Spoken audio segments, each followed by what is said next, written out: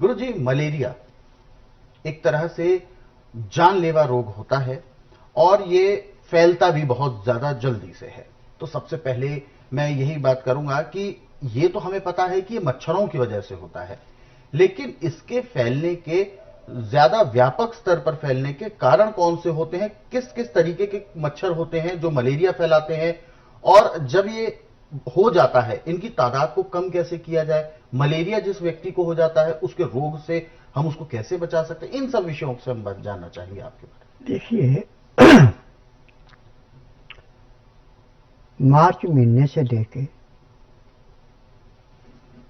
और मई जून तक मच्छर बहुत ज्यादा होता है जी।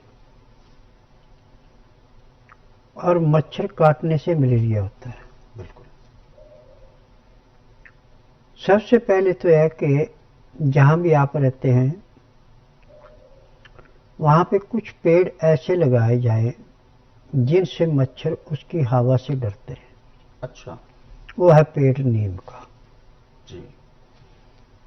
यदि नीम का पेड़ आपके नजदीक है या नीम की छाया में आप बैठे हैं तो आपको मलेरिया का मच्छर काटेगा नहीं। अच्छा। इसकी हवा से भी मच्छर भागता है।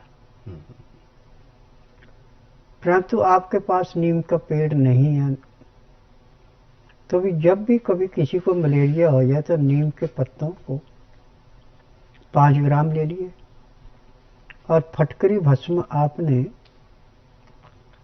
20 ग्राम ले लिए। दोनों को पीस के चने के दाने के बराबर छोटी छोटी गोलियां बना ली। हर 2 घंटे बाद हल्के गर्म पानी से 15 से 18 डिग्री गर्म होना चाहिए, एक एक गोली देते जाए और उसमें 100 ग्राम पानी पीते जाना।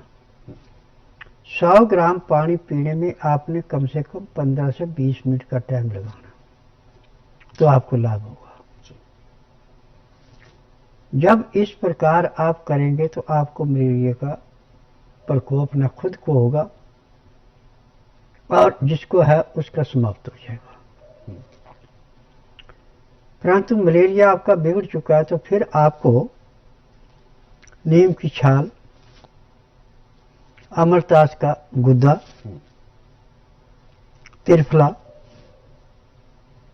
मुनक्का, नेत्र वाला, पटोल पत्थर, ये 10-10 ग्राम ले और इसका काढ़ा बना लें आप।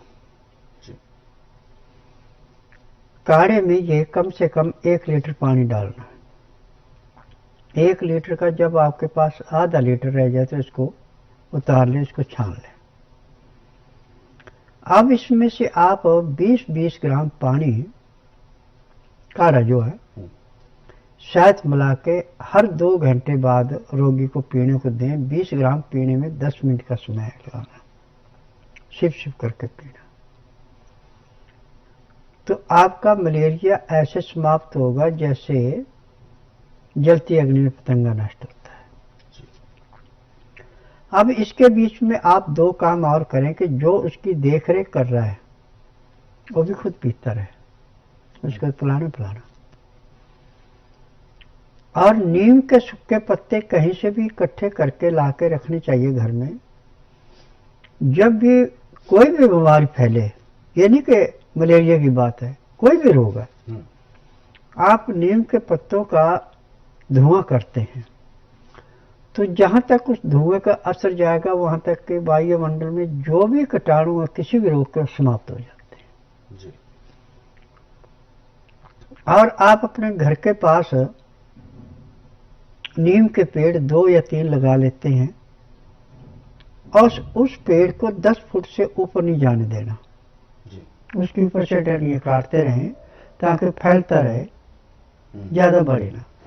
क्योंकि नीम का जो पेड़ है ये बड़ी जल्दी गिर जाता है, तूफान में ये गिर जाता है तो नुकसान भी पहुंचाता है। हाँ, तो इसके लिए सबसे अच्छा यह है कि जैसे आपने देखा कि 8-10 फुट का हो गया तो इसको काट दे तो वो फैलना शुरू हो जाएगा, छतरी जैसा पेड़ बना ले तो एक पेड़ आपका कम से कम 40-50 साल चल जाता है। और इसके कितने फायदे हैं कि जहाँ पे इसकी छाया है वहां तक जमीन के अंदर दीमक नहीं लगेगी। एक फायदा हो गया। जी। और जब भी आप कहीं से थके हुए आते हैं और इसकी छाया में बैठते हैं तो उसकी थकावट दूर हो जाती है। जी। ये भी इसके अंदर गुण है। ये भी गुण।